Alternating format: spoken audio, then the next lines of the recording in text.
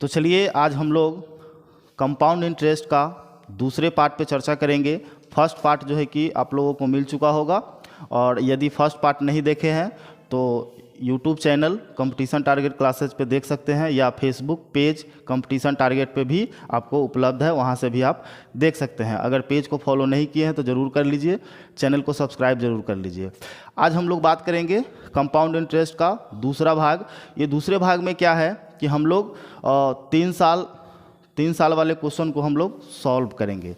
2 साल वाला क्वेश्चन जो है कि आपको उसका कंसेप्ट हम पहले क्लास में बता दिए हैं, तो आज हम लोग क्या करेंगे तीसरे साल का डिस्कस करेंगे। लेकिन 2 साल में भी कुछ कंसेप्ट रह गया था जिसको आज हम यहाँ पे चर्चा करेंगे, और उसको क्लियर करके ही हम 3 इयर्स में जाएंगे। ठीक है, तो बहुत ही बेहतर कंसेप्ट होगा, आप अंत तक जरूर देखिए इसको। तो चलिए सबसे पहले हम बात करते हैं कि यहाँ पे कुछ क्वेश्चन हम लिख दिए हैं, 2 क्वेश्चन जो 2 साल के इक्विवेलेंट है लेकिन कंप्लीट 2 साल नहीं है। कभी कभी ऐसा क्वेश्चन पूछ देता है जिसमें 2 साल तो देता है लेकिन 2 साल कंप्लीट नहीं देता है, जैसे 1 साल 73 दिन, 1 साल 4 महीना, इस तरह से क्वेश्चन रहेगा। तब आपको जो है कि सॉल्व करने में बड़ा कठिनाई होगा यदि आप फार्मूला बेस्ड पे सॉल्व करते हैं तब, है ना। तो इसको सॉल्व कैसे करेंगे, इसको सॉल्व करने का तरीका क्या है, और जैसे 2 साल वाले का जो कंसेप्ट बताया है सेम वही पैटर्न पे चलना है, विशेष कुछ नहीं इसमें करना है। हमने देखिए यहाँ पे 20% का वैल्यू क्या होता है, 1/5 होता है, ये बात आपको मालूम होना चाहिए। ठीक है, इसका क्या है, ये फ्रैक्शन है और ये परसेंटेज वैल्यू है। तो 20% का फ्रैक्शन बनता है 1/5, और हम पहले ही आपको बताए थे कि अगर हमको प्रिंसिपल नहीं मालूम हो तब हम क्या करते हैं, क्या मानते हैं, तो इसका डिनोमिनेटर्स पे हम क्या करते हैं, टाइम को पावर में रखते हैं। तो टाइम मान लीजिए कि ये 2 साल है, कंप्लीट 2 साल है, तो अगर हम इसके पावर में 2 डालेंगे तो हमारे पास क्या आएगा, 25 यूनिट हमारा क्या आ जाएगा, 25 यूनिट हमारा प्रिंसिपल आ जाएगा।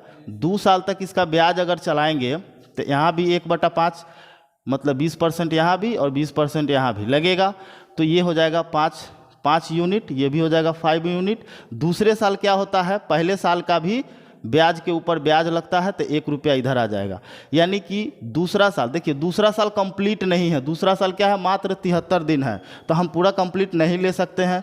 तो दूसरा साल अगर हम देखें तो 6 यूनिट का आ रहा है ब्याज, तो 6 यूनिट को हम क्या करेंगे, 73 दिन में हम चेंज करेंगे, तो 73/1 साल में कितने दिन होते हैं, तो 365 दिन होते हैं। एक साल में 365 दिन होते हैं, तो 365 से क्या करेंगे, इसको डिवाइड कर देंगे। अब इसको हम काटेंगे, 6 से कटेगा, नहीं कटेगा। अच्छा 73 से 365 कितना बार में कट जाएगा, देखते हैं। 73 × 5 करते हैं तो 5 × 15 और 7 × 5 = 35 और 1 36। यानी कि अगर हम देख रहे हैं तो 5 बार में ये पूरा सिंप्लीफाई हो रहा है। तो ये हमारे पास कितना आया, 6/5 आया। अगर इसको हम इसको डेसिमल में ले ले तो आ जाएगा 1.2 आएगा। ठीक है, 1.2 यूनिट हमारे पास आ जाएगा। ठीक है, 5 × 5 बच गया 1, 0 आएगा, 5 × 2 = 10, यानी कि 1.2 यूनिट दूसरे साल का ब्याज अगर आ गया तो अब हम क्या कर सकते हैं, हमारे पास CI दिया हुआ है, CI दिया हुआ है कितना, 1240, है ना। तो यहाँ पर देख सकते हैं कि अगर इसमें हम CI निकालें यूनिट में तो 5 और 5 + 1.2 यूनिट है, यानी कि 6.2 यूनिट हमारे पास क्या हो जाएगा, CI हो जाएगा। और इसका वैल्यू हमारे पास दिया है कितना, 1240 रुपये। ठीक है, तो 1 यूनिट का वैल्यू अगर हमको निकालना होगा तो क्या करेंगे, 1240/6.2, है ना। अगर हम इसको पॉइंट को अगर हटा दीजिएगा तो ऊपर में 10 चला जाएगा, नीचे पॉइंट हट जाएगा, इसको 20 बार में काट सकते हैं, 20 बार में ये चला जाएगा, और यहाँ हो जाएगा हमारे पास 200 रुपया। 1 यूनिट का वैल्यू 200 रुपया आया, तो 25 यूनिट का वैल्यू कितना हो जाएगा, 5000 हो जाएगा। ठीक है, तो प्रिंसिपल हमारा कितना हो गया, 5000 हो गया, और यही हमारा आंसर है, यही हमसे पूछा गया था। ठीक है, क्लियर है, आई होप कि आपको क्लियर हो गया होगा ये पूरा कंसेप्ट। चलिए हम लोग दूसरे क्वेश्चन की ओर मूव करते हैं। आप लोग को समझ में आया? तो चलिए अब हम लोग दूसरे क्वेश्चन को भी डील कर लेते हैं। दूसरा क्वेश्चन क्या है, प्रिंसिपल इसमें भी मालूम नहीं है, रेट दिया है 12.5% और टाइम दिया है 1 साल 4 महीना, और CI इसमें भी दिया हुआ है। तो इसका हम लोग कैसे निकालेंगे, इसका भी सेम प्रोसेस करेंगे। अब देखिए 12.5% का वैल्यू क्या होता है, 1/8 हो जाता है। फ्रैक्शन में अगर निकालेंगे तो 1/8 हो जाता है। अब आप ये मत पूछिए कि 1/8 कैसे हो गया, है ना। अगर आपको परसेंटेज नहीं आता है तो आपको सीखना पड़ेगा, ठीक है। तो चलिए हम लोग देखते हैं। ऐसे अगर नहीं आता है तो मेरा परसेंटेज का वीडियो आपको मिल जाएगा यूट्यूब पे, देख सकते हैं, वहाँ पे आपको ये सब क्लियर बताया गया है। तो सबसे पहले क्या है, अगर यहाँ 8 है तो क्या कर सकते हैं, यहाँ पे इसको 2 साल मान लेंगे तो क्या हो जाएगा, 64 हो जाएगा। अगर पावर में रख देते हैं उसको, 8 के पावर में अगर हम 2 रख देते हैं टाइम को तो 64 हो जाता है। 2 साल तक इसको लेके चलिए। तो अगर यहाँ भी 1/8 लगेगा, यहाँ भी 1/8 लगेगा, तो ये हो जाएगा 8, ये भी हो जाएगा 8, यहाँ से आ जाएगा तो 1 हो जाएगा। इतना बात तो आपको समझ में आ रहा है ना। लेकिन पहला साल कंप्लीट दिया है, लेकिन दूसरा साल मात्र 4 महीना दिया है। दूसरा साल पूरा नहीं लेना है। तो यहाँ दूसरा साल अगर पूरा लेते तो कितना हो जाता, ब्याज 9 यूनिट हो जाता। लेकिन हमको लेना कितना है, 4 महीना लेना है। तो 4 महीना है, इसको साल में चेंज करेंगे तो 12 से भाग करेंगे, ठीक है। अब यहाँ से काट दीजिए, 4 तिहाई 12 कट जाएगा और 3 तिहाई 9 कट जाएगा। यानी कि अगर यहाँ पे दूसरे साल का अगर हम ब्याज की बात करें तो 3 यूनिट हुआ, 3 यूनिट दूसरे साल का ब्याज हुआ। तो टोटल हमारे पास CI कितना यूनिट होता है, तो CI की अगर हम बात करें तो 8 इधर है और प्लस 3 इधर हो गया, मतलब 11 यूनिट हो गया। 11 यूनिट का वैल्यू हमारे पास कितना दिया हुआ है, 17,820 दिया है। 17,820 दिया हुआ है। तो 1 यूनिट का वैल्यू कितना हो जाएगा, 17,820 भागा 11। इसको अगर हम डिवाइड करें तो 11 इकाई 11 हो जाएगा, इधर हो जाएगा 6, 68, 6 टाइम लगा दीजिए, 66, 2, 11 दूना 22, यानी कि 1620 रुपया, ठीक है। 1 यूनिट का वैल्यू आ गया हमारा 1620 रुपया। तो हमारे पास ये कितना है, प्रिंसिपल दिया हुआ है, इसमें हम 1620 से गुना कर देंगे, ठीक है। तो 1620 से में 64 से गुना कर देंगे तो कितना आ जाएगा, 0, 8, 24, 6, यहाँ हो जाएगा 0, 6 दूना 12, 6, 36 और 1, 37, 6, 3, 9, यानी कि 0, 8, 6, 7, 6, 13, 10, कितना हो गया है, 1,03,680 रुपया हमारे पास क्या आ गया, इसका प्रिंसिपल आ गया, ठीक है। प्रिंसिपल कितना आ गया, 3,680, ये हमारे पास इसका प्रिंसिपल आ गया और यही आंसर हो गया। लिख सकते हैं कि प्रिंसिपल बराबर 10,36,80 और यही आंसर हो गया। हमको यही निकालना था, प्रिंसिपल निकालने के लिए कहा गया था, तो प्रिंसिपल हमारा यही हो गया। चलिए इसको नोट कर लीजिए, फिर हम लोग आगे 3 साल वाले क्वेश्चन में चलेंगे। ये अब हम लोग बात करते हैं 3 साल वाले क्वेश्चन की ओर। इस तरह के ये क्वेश्चन है, 2 क्वेश्चन हमने लिख दिया है पहले से। और देखिए सेम चीज़ वही करेंगे, 10% का मतलब 1/10 हो जाएगा। प्रिंसिपल हमारे पास नहीं है तो प्रिंसिपल को हम क्या करेंगे, इसके पावर में टाइम को रख देंगे। तो 10 के पावर अगर 3 रखते हैं तो कितना हो जाएगा, 1000। ये हमारा हो गया प्रिंसिपल। अगर इसको हम 2 साल लेके चले, 3 साल लेके चलना है, क्योंकि 3 साल दिया हुआ है, 3 इयर्स दिया हुआ है। तो यहाँ भी 1/10 के हिसाब से, यहाँ भी 1/10 के हिसाब से और यहाँ भी 1/10 के हिसाब से। तो यहाँ पे हो जाएगा 100, यहाँ भी हो जाएगा 100 और यहाँ भी हो जाएगा 100। ये बात समझ में आया। 1000 का 1/10 लेंगे तो कितना आएगा, 100 रुपया आ जाएगा। अब देखिए दूसरे साल भी हमको क्या लगेगा, 1/10 के हिसाब से ब्याज लगेगा पिछले साल का, यानी कि 100 का 1/10 लेंगे तो 10 रुपया आ जाएगा। तीसरे साल जो है कि अब तीसरे साल क्या होगा, इधर जितना भी ब्याज लगा हुआ है सबके ऊपर ब्याज लगेगा, मतलब इसके ऊपर भी ब्याज लगेगा तो 1/10 के हिसाब से, तो ये हो जाएगा 10 रुपया। इसके ऊपर भी ब्याज लगेगा तो 10 रुपया, लेकिन इसके ऊपर ब्याज लगेगा तो 1 रुपया आएगा। ये बात समझ लीजिए ध्यान से, ठीक है। सबसे पहले क्या है, ये हमारा जो ये निकलता है सिंपल इंटरेस्ट, क्योंकि प्रिंसिपल के ऊपर जो ब्याज निकलता है उसको हम लोग साधारण ब्याज कहते हैं या सिंपल इंटरेस्ट कहते हैं। लेकिन जैसे ही ब्याज के ऊपर भी ब्याज लगना शुरू हो जाता है उसको हम लोग कंपाउंड इंटरेस्ट कहते हैं। तो यहाँ पर ये प्रिंसिपल के ऊपर ब्याज लगा है 1/10 के हिसाब से 10% लगा है, तो ये हमारा निकल गया। लेकिन जैसे जैसे साल आगे बढ़ेगा तो हर पिछले साल का भी ब्याज के ऊपर ब्याज लगेगा, यानी कि दूसरे साल क्या होगा, दूसरे साल तो प्रिंसिपल पे लगा ही, लेकिन साथ में पहले साल के ब्याज के ऊपर भी ब्याज लग गया 10 रुपया।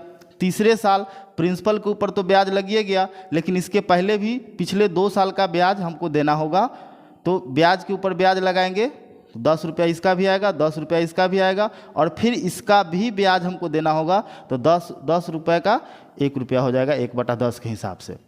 अगर हम पूरे CI की बात करें, अगर पूरे CI की बात करेंगे तो इस सबको अगर हम जोड़ देंगे तो हमारे पास CI हो जाएगा।